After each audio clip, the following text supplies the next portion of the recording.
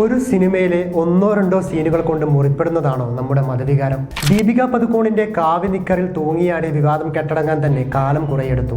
ഇപ്പോഴിതാ പുതിയ ഇരയായി തെന്നിന്ത്യൻ താരറാണി നയൻതാരയും. കാര്യം ഇത്തിരി ഗൗരവമുള്ളതാണെങ്കിലും ഇതൊക്കെ വിവാദമാക്കേണ്ടതുണ്ടോ?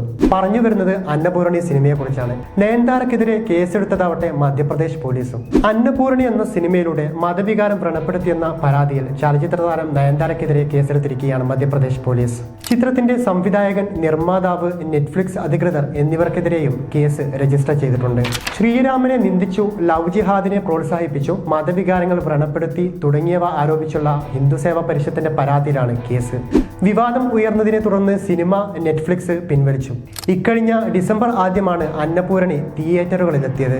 ഡിസംബർ അവസാനം ചിത്രം നെറ്റ്ഫ്ലിക്സ് വഴി പ്രദർശനം തുടങ്ങി. വ്യാപക വിമർശനങ്ങളും പരാതികളുമാണ് ഉയർന്നത്.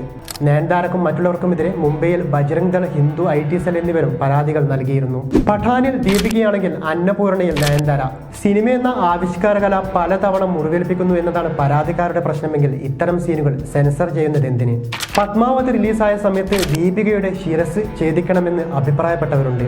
ആ ഹീനകൃത്യം നടപ്പിലാക്കുന്നവർക്ക് കോടികൾ പാരിതോഷികം പ്രഖ്യാപിച്ച ആളുകളുണ്ട്. ദീപികയുടെ വ്യാജ ചിത്രങ്ങൾ പ്രചരിപ്പിച്ചവരുമുണ്ട്. ഇത്രയൊക്കെ ചെയ്തിട്ട് ദീപിക തോറ്റുപോയോ? അന്നും മതവികാരം വ്രണപ്പെടുത്തിയെന്നായിരുന്നു ആരോപണം. സിനിമ അത്യന്തം ഒരു കലയാണ്.